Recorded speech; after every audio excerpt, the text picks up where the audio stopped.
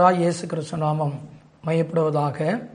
கடைசி கால சியோன் ஊழியங்கள் மூலமாக இந்த சியோன் மலை நிகழ்ச்சிகளிலே உங்களை சந்திப்பதிலே நான் மிகவும் மகிழ்ச்சி அடைகிறேன்.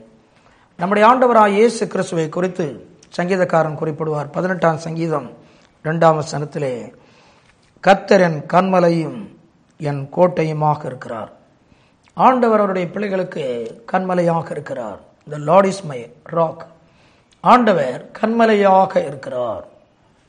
விசுவாசத்தின்படி நாம் ஜீவிக்கும் போது விசுவாசத்தின் கன்மலையாக ஆண்டவர் வெளிப்படுகிறார். மத்தேயு எழுதின சுவிசேஷம் 7ஆம் அதிகாரம் 24-25 வசனங்களிலே ஆண்டவர் குறிப்பிடுவார், இந்த வார்த்தையின்படி செய்கிறவன் எவனோ அவன் கன்மலையின் மேல் தன் வீட்டை ஆழமாய் கட்டின மனிதனைப் போல் இருப்பான். ஆண்டுடைய வார்த்தையின்படி செய்கிறவன். அப்படி என்றால் இதுக்கு ஒரு பேர் கொடுக்கிறோம், விசுவாசத்தின் கன்மலை.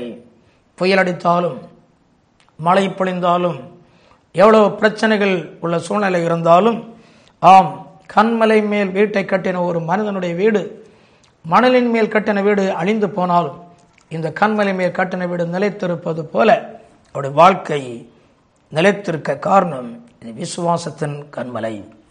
இந்த வார்த்தையின்படி செய்கிறவன் எவனோ ஆண்டவர் குறிப்பிடுகிற வார்த்தை 7ஆம் அதிகாரத்திலே 1 முதல் 5 வசனத்திலே பிறரை குற்றம் காணாத ஒரு அனுபவம்.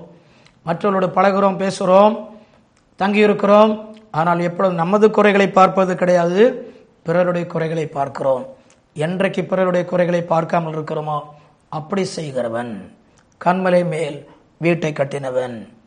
இரண்டாவது அங்கு சொல்லுகிறார் ஆண்டவர் 6ஆம் வசனத்திலே, பரிசுத்தமானதை நாய்களுக்கு போடாதே. 2 பேதுரு 2:22 நமக்கு தெரியும், நாய் கக்கினதை தின்னும். பரிசுத்தமானதை நாய்களுக்கு போடாதே. பரிசுத்தமான ஒரு ஜீவியம் செய்கிற ஒரு தேவ பிள்ளை மறுபடியும் பரிசுத்தமில்லாத காரியங்களுக்கு இடம் கொடுக்கக்கூடாது. ஆண்டவர் சொல்லுகிறார், பன்றிக்கு முன் முத்துக்களை போடாதே. பன்றியினுடைய சுபாவம் நமக்கு தெரியும், அது கழுவப்பட்ட பின்பும் மறுபடியும் சேற்றில் புரளுகிற ஒரு அனுபவம். ரட்சிக்கப்பட்ட இன்றைக்கு எத்தனையோ பேர்கள், ஆண்டவருக்கென்று பிரகாசிக்க வேண்டிய எத்தனையோ பேர்கள் மறுபடியும் விட்டு போன காரியங்களை செய்கிறதை நாம் பார்க்கிறோம். நமது வாழ்க்கையிலே இவைகளை விட்டோமோ, ஏலந்த விடுதலை பெற்றோமோ, அவைகளை நாம் தொடக்கூடாது, அவைகளை நாம் மறுபடியும் எடுக்கக்கூடாது. அப்படி இருப்போமானால் கன்மலையின் மேல் கட்டின வீட்டை போல நம்முடைய விசுவாசத்தின் வாழ்க்கை காணப்படும். தொடர்ந்து ஆண்டவர் 11ஆம் வசனத்திலே சொல்லுவார், தகப்பனத்தில் அப்பத்தை கேட்டால் அந்த தகப்பன் நன்மையானவைகளை கொடுக்கிறான். ஆம், நம்முடைய பரமபிதா நாம் ஜெபத்திலே எவைகளை கேட்கிறோமோ அதை கொடுக்கிறார். ஒரு பிள்ளை வேண்டும், ஒரு வீடு வேண்டும், வரங்கள் வேண்டும், கிருபை வேண்டும், எவைகளுக்காக ஜெபிக்கிறோமோ கொடுக்கிறார் என்ற நிச்சயம். இவர்கள் கன்மலையின் மேல் வீட்டை கட்டினவர்கள். 13ஆம் வசனத்திலே, இடுக்கமான வாசல். ரட்சிப்பின் அனுபவத்திலே வரும்போது எல்லாரும் நம்மை நேசிப்பார்கள் என்று சொல்வதை விடவும் எல்லாரும் அற்பமாய் எண்ணுவார்கள். நம்முடைய ஊழியத்தை, நம்முடைய ஜெப வாழ்க்கையை, நம்முடைய தூய்மையை அற்பமாய் நினைப்பார்கள். இடுக்கமான வாசல் வழியாய் உட்பிரவேசியுங்கள். 15 முதல் 17 வசனத்திலே, அவர்கள் கனிகளினால் அறிவீர்கள். கனி இல்லாத ஜீவியத்தை செய்கிற அநேகரை பார்க்கிறோம். அவர்கள் ஒருவேளை பிசாசுகளை துரத்தலாம், அல்லாவிட்டால் தீர்க்க தரிசனம் உரைக்கலாம், இல்லை கனிகளோடு கூட தீர்க்க தரிசனம், கனிகளோடு கூட அற்புதங்கள், கனிகளோடு கூட ஊழியம், ஆம், தூய்மையின் வாழ்க்கையோடு கூட செய்கிற ஒரு அனுபவத்தை கன்மலையின் மேல் கட்டின வீடு என்று இயேசு சொல்லுவார். 21ஆம் வசனத்திலே, பிதாவின் சித்தத்தின்படி செய்கிறவன் தான் என்று சொல்லுவார். இன்றைக்கு நம்முடைய சித்தத்தை அநேக காரியங்களில் செய்து கொண்டிருக்கிறோம். ஆனால் எத்தனை பேர் சொல்ல முடியும், நான் என்னுடைய சித்தத்தை காட்டிலும் ஆண்டுடைய சித்தத்தை நான் செய்கிறேன் என்று நம்மால் சொல்ல முடியுமா? இன்றைக்கு நாம் அப்படி உண்மையாக செய்வோமானால், இப்படி செய்கிறவன் கன்மலை மேல் வீட்டை கட்டினவன், விசுவாசத்தினுடைய கன்மலை. 40ஆம் சங்கீதம் 2ஆம் வசனத்திலே, ஆம், வலுவாமல் காக்கிற கன்மலை நமது ஆண்டவர் உளையான சேற்றிலிருந்து என்னை தூக்கி எடுத்தார் என்று தாவீது சொல்லுவார். எழும்ப முடியாத, விடுவிக்க முடியாத ஒரு மகா பயங்கரமான பாவ வல்லமையிலிருந்து இயேசு கிறிஸ்துடைய கரம் விடுவித்து தூக்கி எடுத்தது. இதுதான் வலுவாமல் காக்கிற ஒரு அனுபவம். இங்கே என்ன சொல்லப்பட்டிருக்கிறது? என்னை நிறுத்தினார், என்னை உறுதிப்படுத்தினார், இனி வழுகி போகாமல் இனி நான் இடறி போகாமல் இருக்க கண்மலை மேல் நிறுத்தினார். அருமையானவர்களே, இன்றைக்கு நமது வாழ்க்கையிலே இந்த கண்மலை மேல் நிறுத்தப்பட்டது உண்மையானால் எந்த சக்தியை நம்மை இடர பண்ண முடியாது. நம்மை வழுகி போகிற ஒரு சூழ்நிலைக்கு கொண்டு வர முடியாது.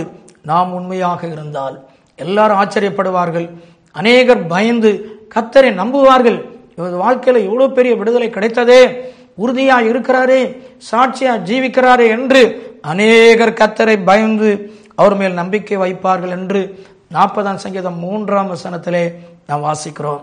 வலுவாமல் காக்கிற கண்மலை. ஏத்தலை நாம் வாசிக்கிறோம் 1 கொரிந்தியர் 10ஆம் அதிகாரம் அவருடைய 4ஆம் வசனத்திலே அவளோடு கூட சென்ற ஞான கல்மனையின் தண்ணீரை குடித்தார்கள். அந்த கண்மலை கிறிஸ்துவே, ஆசீர்வாதத்தின் கண்மலை. 40 ஆண்டுகள் வனாந்தரத்திலே இஸ்ரவேல் ஜனங்கள் நடந்து போனார்கள். ஆனால் அவர்களோடு கூட ஒரு கண்மலை சென்றது.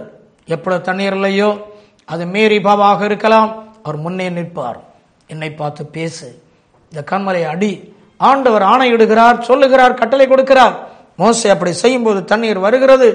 ஆம், நமக்காக ஒரு கண்மலை, ஆசீர்வாதத்தின் கண்மலையாக இயேசு நின்று கொண்டிருக்கிறார்.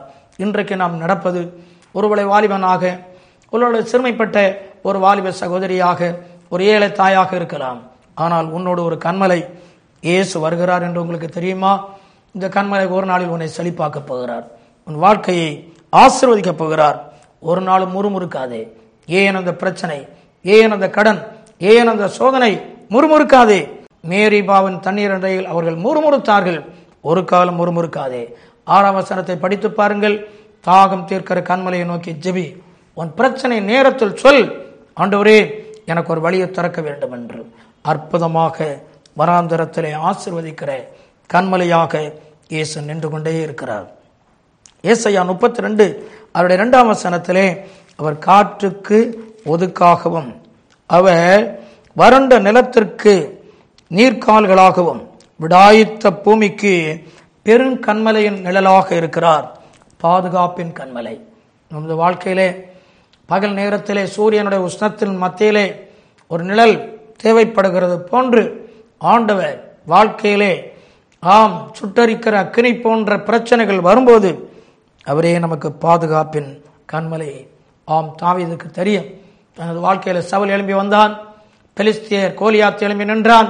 அவர் வாழ்க்கையில் ஒரு சேதமும் ஒரு நாளும் வரவில்லை. காரணம் அவருக்கு தெரியும், ஆண்டவர் எனக்கு கண்மலை. உன் வாழ்க்கையில இதுவரையிலும் பிரச்சனைகள் சூழ்ந்து வந்தது, ஆனால் ஒன்றும் மேற்கொள்ளவில்லை. காரணம் தெரியுமா? இயேசு கண்மலையாக நின்று கொண்டிருக்கிறார். யோபு பக்தன் சொல்லுவார் 24ஆம் அதிகாரம் 8ஆம் வசனத்திலே, அவர் எனது வாழ்க்கையிலே கண்மலையாக இருக்கிறார் என்று சொல்லுவார். மோதுகிறவர்கள் நொறுங்கி போவார்கள். இந்த கல் யார் மேல் விழுமோ அவன் நசுங்கி போவான். நீ ஒன்றும் சொல்லாதே, ஆண்டவர் பார்த்துக் கொள்வார், அவர் என் கண்மலை என்று சொல்லிக்கொண்டே இரு. உன் பிள்ளைகளுக்கு உரமாய் மோதுகிறார்களா, உன்னுடைய கையிலின் பிரயாசத்துக்கு உரமாய் மோதுகிறார்களா, கர்த்தர் பார்த்துக் கொள்ளுவார். முடிவாக மத்தேயு 16:18 வாசிக்கிறோம், பாதாளத்தை மேற்கொள்ளுகிற கண்மலை. உலகத்தில் கிரியை செய்கிற அந்தகாரத்தினுடைய வல்லமைகளை நாம் பார்க்கிறோம். ஒரு உண்மையான தேவ பிள்ளை பரீட்சிக்கப்பட்ட இயேசுவோடு இணைக்கப்பட்டு ஏசாயா 28:16 படி அவரை விசுவாசம் வைத்து நிலைத்திருப்பது உண்மையானால், பரிசுத்தவான்களோடு கூட இணைந்து ஆராதிப்பது உண்மையானால், உண்மையாகவே அவர்கள் ஒரு நாளும் சாத்தானால் மோசம் போக மாட்டார்கள். பாதாளத்தை மேற்கொள்வார்கள், உலகத்தை மேற்கொள்வார்கள், சாத்தானை மேற்கொள்வார்கள். இதை செய்தியை கேட்டுக்கொண்டிருக்கின்ற உங்களுக்கு இயேசு நல்ல கண்மலையாக இருக்கிறார். இந்த கண்மலைக்குள்ளே நீங்கள் பாதுகாப்புக்குள் வருவீர்களா? இந்த கண்மலையாக இயேசுவில் நிலைத்திருக்கிற நீங்கள் வழிகை போகாமல் ஜீவிக்க இடம் கொடுப்பீர்களா? இந்த ஆசீர்வதிக்கிற கண்மலையாக இயேசுவை நோக்கி பார்ப்பீர்களா? இந்த கண்மலை உங்களை பாதாளத்தின் வல்லமைக்கு விலக்கி மகிமையிலே சேர்க்கிற வரையிலும் காத்துக் கொள்ளுவார். நாம் ஜெபிப்போமா? எங்களெல்லாம் ஆண்டவரே, பரலோகத்தின் பிதாவே, நீர் எங்கள் கண்மலை. தாவீதினுடைய வாழ்க்கையிலே நீர் கண்மலையாக இருந்தீர்.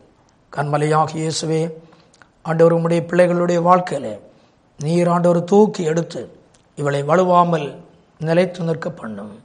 இவருடைய வாழ்க்கையிலே பாதுகாப்பின் சட்டைக்குள்ளாக மூடி பெருங்கண்மலையின் நிழலாக உலகத்தின் போராட்டங்களுக்கு விலக்கி காத்துக்கொள்ளும். வனாந்தர பாதையிலே ஆசீர்வாதத்தின் கண்மலையாக நீர் கூட இருக்கிறீர் என்று கண்டுகொள்ள கிருபை தாரும்.